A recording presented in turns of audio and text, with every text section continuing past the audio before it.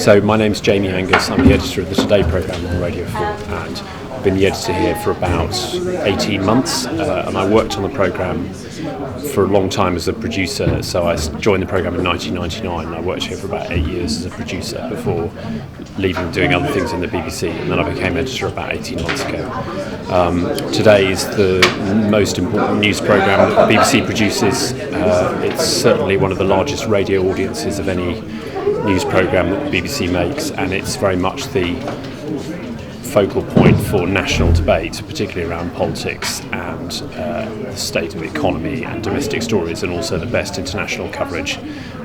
So we're one of the biggest breakfast radio programmes in the UK, as well as being the shop window, if you like, for the best BBC journalism.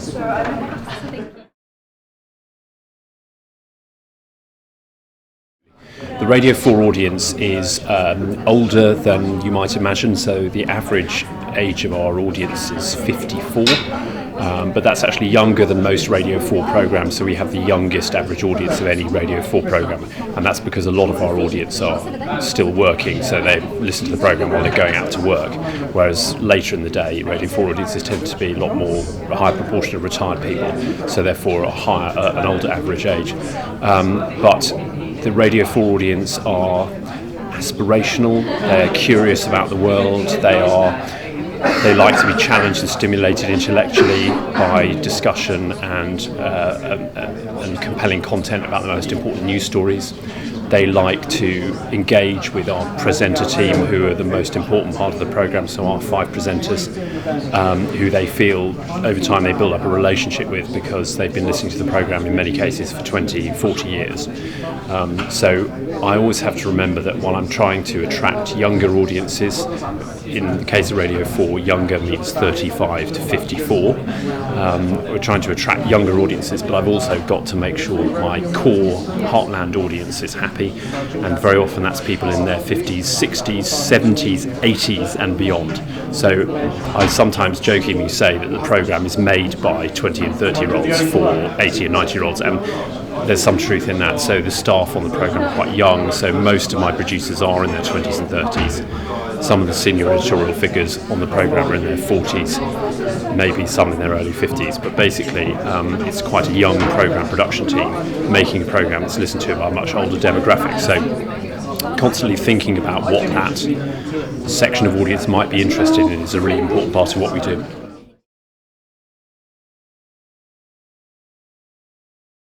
It is important. I think the importance of social media to us is not that it's the sole or most important reason to listen to the programme, because basically those younger audiences who are coming to Today will listen because they think it's a great radio programme ultimately, and that's always going to be the primary product. But we do see our social dimension as a really important way of raising awareness about the programme amongst a younger audience who are on social media more. So I want to feel that people in their 30s and 40s are aware of Today through the excellent social media content that we punt out every day, and that those people at some point will become listeners, irregular listeners, and then regular, and then ultra dedicated listeners. That is tend to be the way that it happens. So the social media presence matters to me, firstly for editorial impact, so we can spread the editorial impact of what we do far and wide, and also kind of feel like we're generating a conversation on social media beyond the confines of the programme. That's really important. But also, as I say, it allows me to reach out to younger audiences who might be dimly aware of the programme, make them more aware, or fat audiences who've never heard of the programme, but maybe see stuff on social media that piques their interest over time.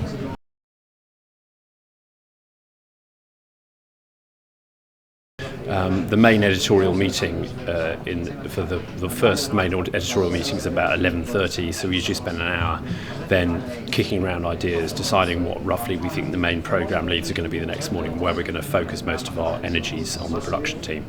Then we revise that again at about 4:15 in the afternoon. We have a sort of shorter sort of revision meeting where we say what's going well, what's going badly. We usually junk a lot of stuff then, put a lot of news stories in the mix.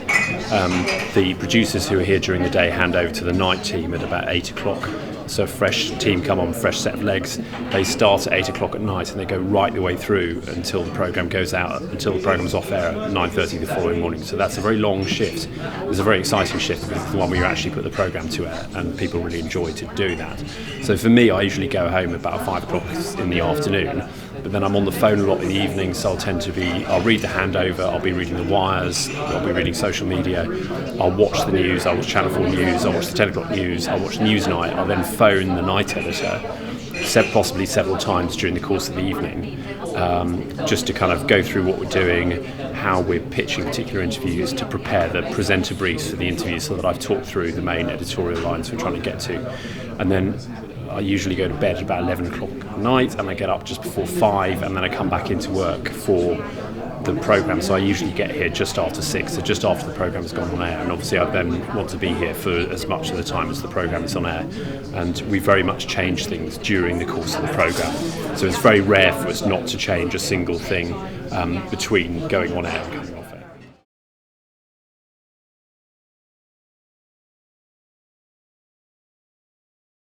Well, I think when I'd listened to it as a child, so I think my parents listened to it a lot, and that was how I was aware of it. And then I think, like most people, I stopped listening to it probably when I was a teenager and a student.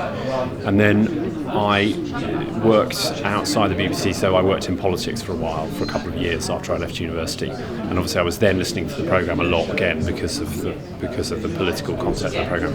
And at that point, when I wanted to join the BBC, I applied for a job on Today as a researcher, and I got the job then.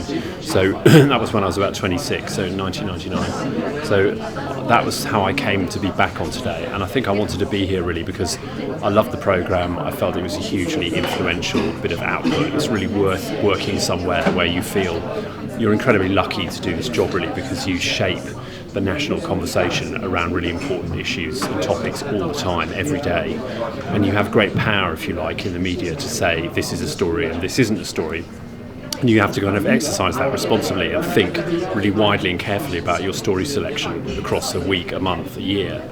And I just find that a really enjoyable process. So when I was younger on the programme, working on the programme the first time around, I would output edit individual editions of Today. And I found that process night editing, if you like, so taking the programme right through to transmission, working with the presenters when they come in. I just found that a fantastic job because you really feel that you're sort of driving this rather volatile but it's valuable sports car, and you're never quite sure where it's going to go, and it's a very fulfilling and a very exciting job.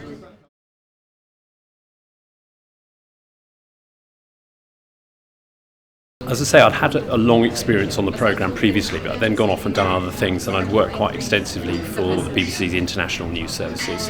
So I worked for the World Service, I worked for BBC World News, the English language international channel, and I'd also worked with the BBC's language services, so I'd launched programmes for BBC News in overseas markets, so on TV in Hindi, Swahili, Urdu, and an African bulletin in English, a daily African bulletin in English, and I've done these very interesting jobs in a completely different part of news. And after that I worked on Newsnight. I was the acting editor of Newsnight for a year, a very difficult period for the programme. So I'd come back into domestic news and felt that I picked up a lot of experience in all different parts of news, both international and domestic, and in TV and in radio. And I wanted to kind of bring that to bear on the programme that I really loved. So when the job came up, I applied for the editor's job, and that I was appointed about 2 years ago.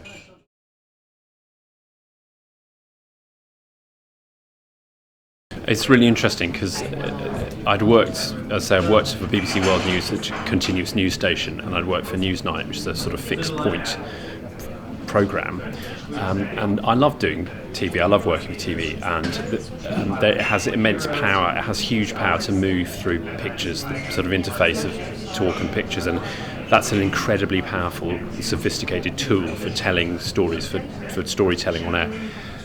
It is also immensely frustrating. It's hugely time-consuming, very resource-intensive, very expensive. Things you want to do, you just can't because you can't get the graphics you need, or you haven't got pictures to write to. And that is frustrating. So it's frustrating and rewarding. And one of the great pleasures about doing radio is the directness and simplicity of radio. So it needs to be done well. It can be done in a sophisticated, hopefully, way. but it's a very direct experience producing radio. Frankly, if you want to cover a breaking news story anywhere in the world, as long as you can get somebody on the end of a telephone, you can tell the story, and often very vividly, actually. So the simplicity of making radio means that you can spend a lot more time thinking about ideas and doing the journalism, and there's just much less of the production side and cost. So it's very simple, it's very direct, it has an enormous intimacy and power with its audiences. So the process of listening to a radio programme is so intimate. You really feel, audiences say they feel as if someone's in the room talking to them. They have a very direct and personal relationship with the voice that's speaking from the radio. And that's a hugely powerful way of telling stories, of getting audiences interested in often quite complex issues. So those are the kinds of things I love, and of course it has its frustrations as well.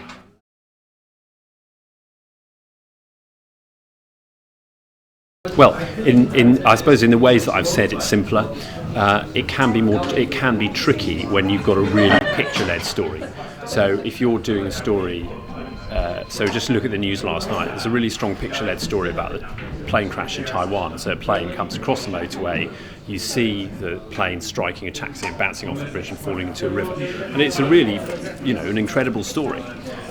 It's not a great radio story because once you've described what happened, you've really run out of things to say. And so it's very interesting. Sometimes stories just don't translate well on radio. And often, so weather stories is another classic. That actually our audience is really interested in the weather. We do weather stories, particularly domestic weather stories when they arise. So we did a lot on the floods last year, for example. But they're not great stories for radio naturally. They're not a natural fit because they're very picture-led, because you want to see a helicopter top shot with the flooded fields, or you want to see the waves crashing over the pier. And so there can be stories, or for example, if you're trying to cover a foreign war, we're trying to cover stories in Ukraine or the Gaza war, and sometimes you do need the pictures to make the connection for people.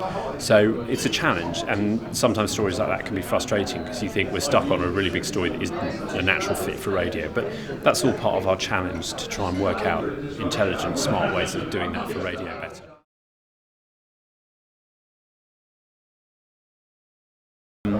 Thought for the Day is a 3-minute slot of religious themed broadcasting, and it's been a daily fixture in Today for 40 years. And in fact, as part of the BBC's charter, so the BBC's agreement, it's renewed every 10 years as to what it's for, religious broadcasting is an important part of the BBC's public service mission. And indeed, Thought for the Day is a really important part of that stream of religious broadcasting. So if you listen to Radio 4 very early in the morning, you get something called Prayer for the Day at 5:45 in the morning. It's a bit shorter, and you then get Thought for the Day at about 10 to 8. Now, there is an ongoing controversy about whether it is appropriate in the modern multi-faith world, a country of all faiths and none, if you like, as to whether that slot is appropriate in probably the way that it was much more obviously appropriate in an era when church-going and attendance of religious observance was very much higher than it is today. But my view is that it is appropriate because I think, as I've said, it's part of the BBC's wider public purpose. But also my personal feeling is that one of the great things about living in Britain, in my private view, is that Britain is a very tolerant and pluralistic society, and it's particularly tolerant and pluralistic in the question of freedom of religion, freedom of expression with relation to religion. We have a great tradition in this country of being tolerant of all faiths and none. And again, my personal view is that Thought for the Day is actually a really important pillar that supports that structure. So people don't really think very much consciously about why Britain is that way, which I think is a positive feature of Britain and our national life. And I don't, it sounds a bit immodest, but I actually believe this is true. I think the fact that on a radio programme that's heard by 7 million people every week, the fact that faith has its own regular slot and that a faith-based way of seeing some topical news stories is a regular feature on the programme, I think is a hugely important part of the way our audience think about the world. Albeit loads of them don't like it, but at one level I think it's really important. So that's why I've always said I think it's an important part of the programme that it's here to stay, even though whenever you start being the editor of the Today programme, the first thing people say is, are you going to get rid of Thought for the Day?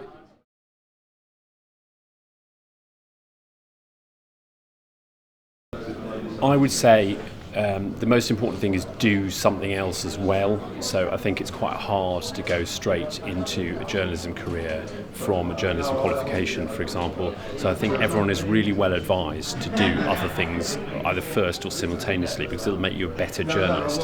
So for me, I worked for a political party for a couple of years. I found that really useful. It just gave me a lot of useful background and knowledge about things that I then went on to cover as a journalist. But it also made me feel I haven't just been doing this since I got out of university.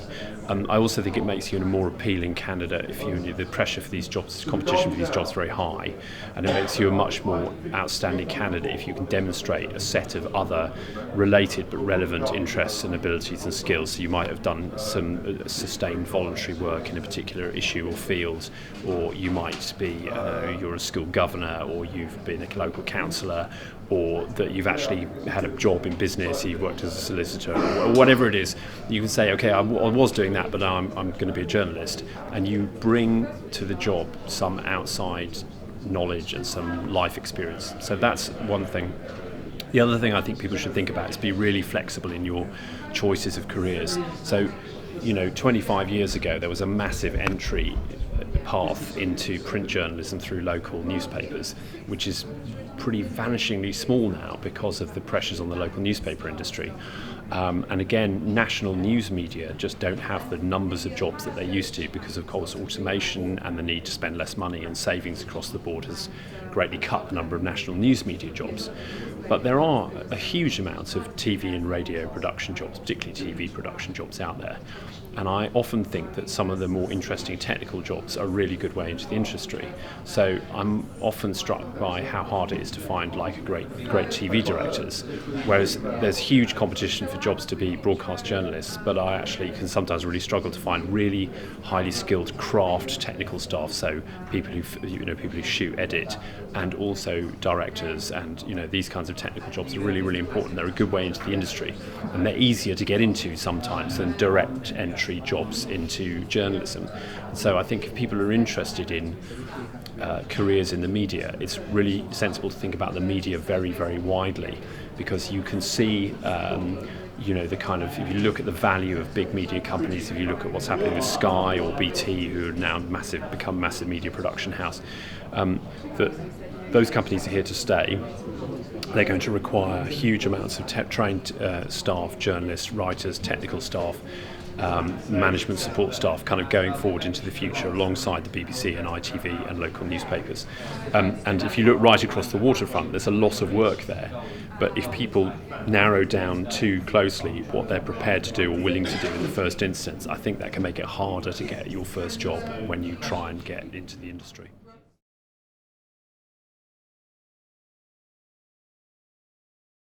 Well, it's quite interesting, isn't it? Because we were told in 2010 that 2010 would be the first social media election. And actually, I didn't think it was, really. I thought it was an interesting part of the election, but it wasn't really the thing that drove the election. And actually, interestingly, some of the biggest moments of the 2010 election, the things that you'd stand out were actually quite old media things like the TV debates or, Gillian Duffy. They were just kind of things that happened on the campaign trail. And although they were sort of amplified by social media, they weren't kind of generated by social media. I think we probably tipped over in the intervening 5 years. The Scottish referendum was a really big social media campaign with huge amounts of activity, particularly amongst younger people, kind of driving voting patterns and just driving engagement with the political conversation. We reported this story on the programme this morning that one particular party was spending £1 million a month on a particular social media provider. And that just gives you some idea of the amount of investment parties are making into communicating through social media, because they just look at where the electorate are. The electorate are, to a lesser extent, reading newspapers and indeed watching TV programmes and listening to programmes like ours, particularly in a younger demographic. They're just getting all their news on social media. And so how you promote that, how you promote your own activities on social media, or kind of stimulate a conversation around the values and themes of your campaign, of course that's a massive issue now for political parties. I'm glad it's one I don't really have to, I don't have to manage that myself. I just have to kind of observe it and see what makes interesting editorial content for us.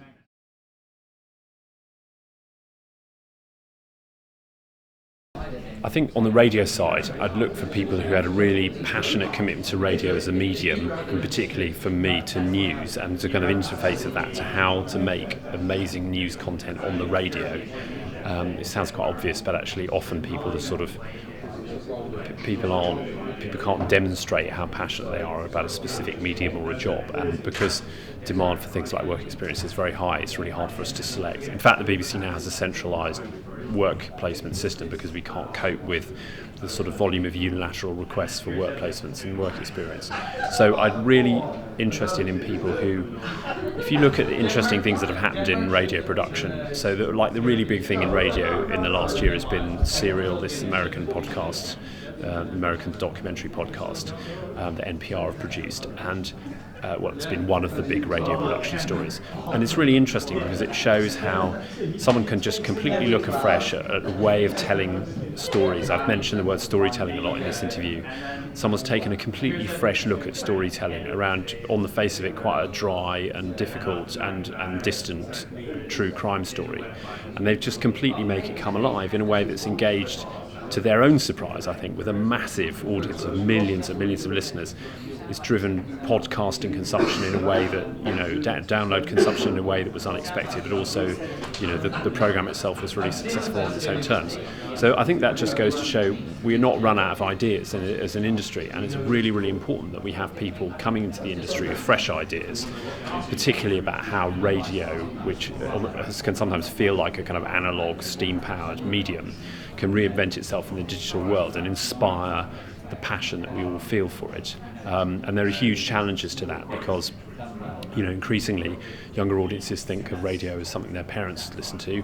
I have, one of the biggest problems for radio is that this doesn't have a FM radio in it. So for many people, listening to radio in a conventional sense has not become a thing. It's not become a habit they get into. And that's a really big challenge for the industry. And I think for another successful 20 or 50 years, 100 years, as radio's had so far, we need people to come into the industry who've got smart, clever and compelling ways of reinventing what radio listening is all about.